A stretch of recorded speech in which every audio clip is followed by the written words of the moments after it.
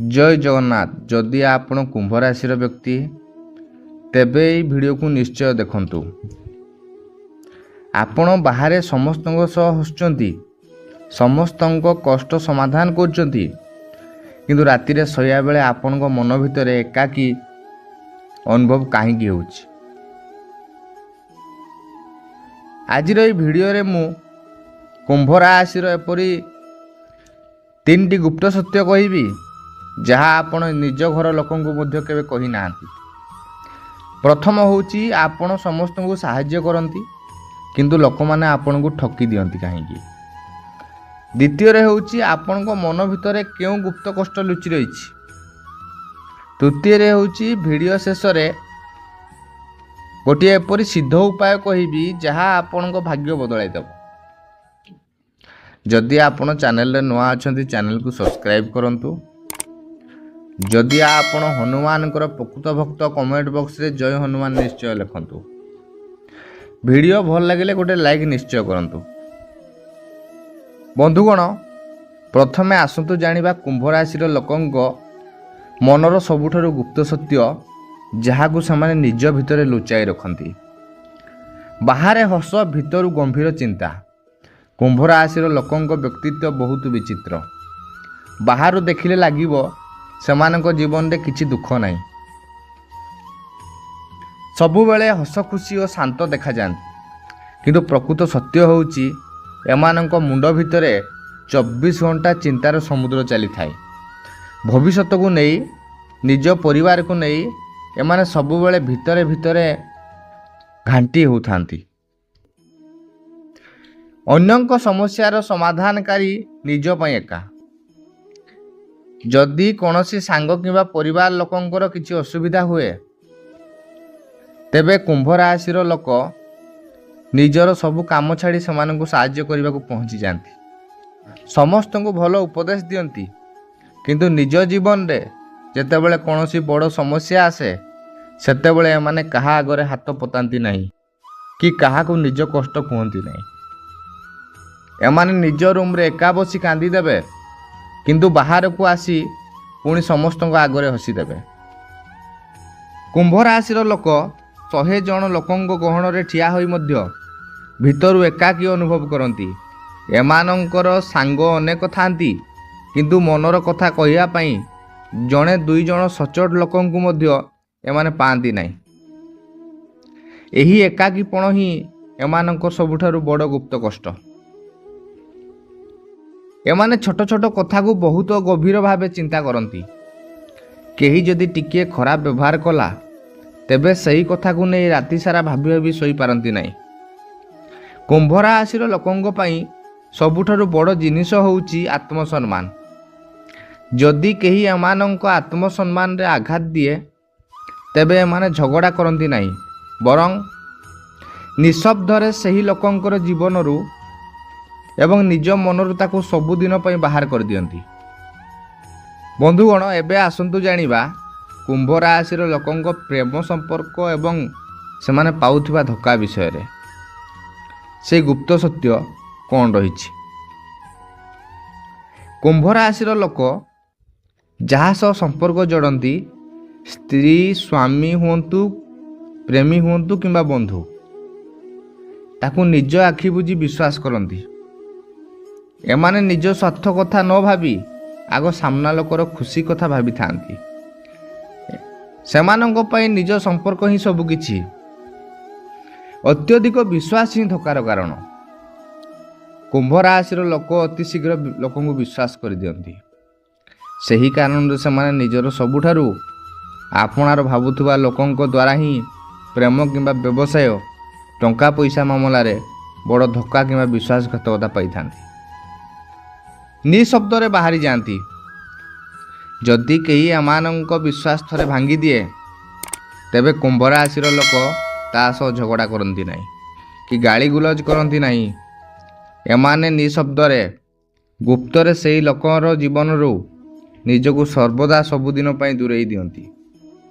सही लोक पई एमानंक हृदय संपूर्ण पत्थर हो जाए। मन भितरे गुप्त कष्ट एमाने भंगा हृदय नहीं बाहरे हसी हसी बुलिबे। କିନ୍ତୁ ଭିତରେ ଭିତରେ ଗୋଟିଏ କଥା ଭାବି କଷ୍ଟ ପାଆନ୍ତି, ମୁଁ ତ ସମସ୍ତଙ୍କ ସହ ସଚ୍ଚୋଟ ଥିଲି, ତେବେ ମୋ ସହ ଏପରି କାହିଁକି ହେଲା?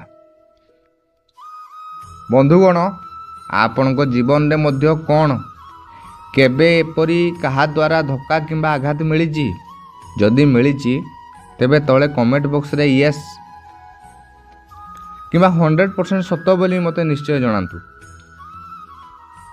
ବନ୍ଧୁଗଣ, ଏବେ ଆସନ୍ତୁ ଜାଣିବା କୁମ୍ଭ ରାଶିର ଲୋକଙ୍କ କର୍ମ, ଟଙ୍କା ପଇସା ଏବଂ ଚାକିରି ଓ ବ୍ୟବସାୟ ଉପରେ ପ୍ରଭୁ ଶନିଦେବଙ୍କର କିପରି ପ୍ରଭାବ ରହିଥାଏ। ଶନିଦେବଙ୍କ ସ୍ୱାମିତ୍ୱ ସଂଘର୍ଷ ପରେ ସଫଳତା।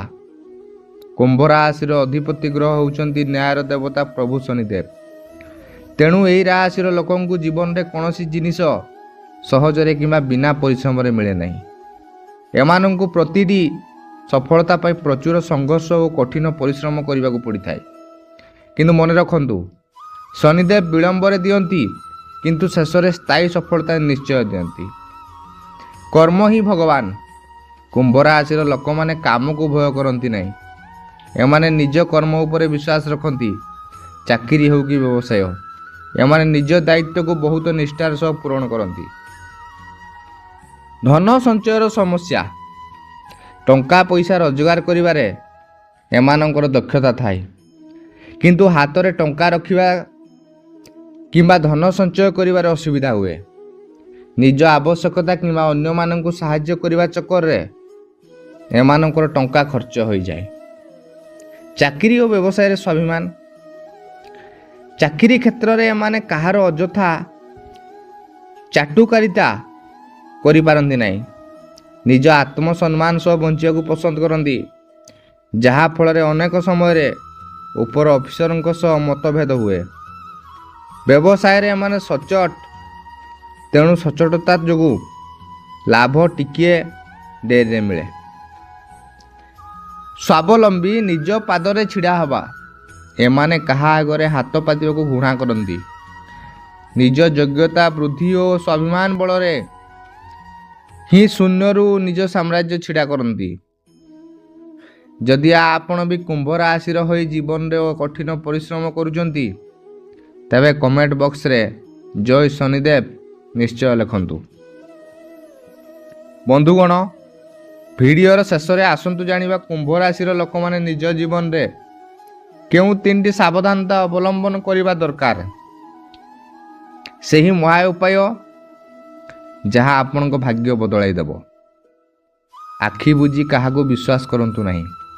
କୌଣସି ନୂଆ ଲୋକ କିମ୍ବା ପୁରୁଣା ସାଙ୍ଗଙ୍କୁ ଟଙ୍କା ପଇସା କିମ୍ବା ନିଜର ଗୁପ୍ତ କଥା କହିବା ପୂର୍ବରୁ 10 ଥର ଭାବନ୍ତୁ। ଅଯଥା ଚିନ୍ତାରୁ ଦୂରେଇ ରୁହନ୍ତୁ। ଯାହା ବିତିଗଲାଣି ସେହି କଥାକୁ ନେଇ ମନକୁ କଷ୍ଟ ଦିଅନ୍ତୁ ନାହିଁ। ନିଜର ବର୍ତ୍ତମାନ ଓ କର୍ମ ଉପରେ ଧ୍ୟାନ ଦିଅନ୍ତୁ। ରାଗକୁ କଣ୍ଟ୍ରୋଲ କରନ୍ତୁ।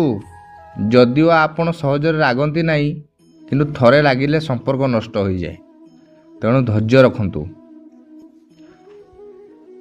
କୁମ୍ଭ ରାଶିର ଅଧିପତି ଶନିଦେବଙ୍କୁ ପ୍ରସନ୍ନ କରିବା ପାଇଁ ପ୍ରତି ଶନିବାର ସନ୍ଧ୍ୟାରେ ଓସ୍ତ ଗଛ ତଳେ ରାଶି ତେଲ କିମ୍ବା କଳା ତେଲର ଦୀପଟିଏ ଜଳାନ୍ତୁ।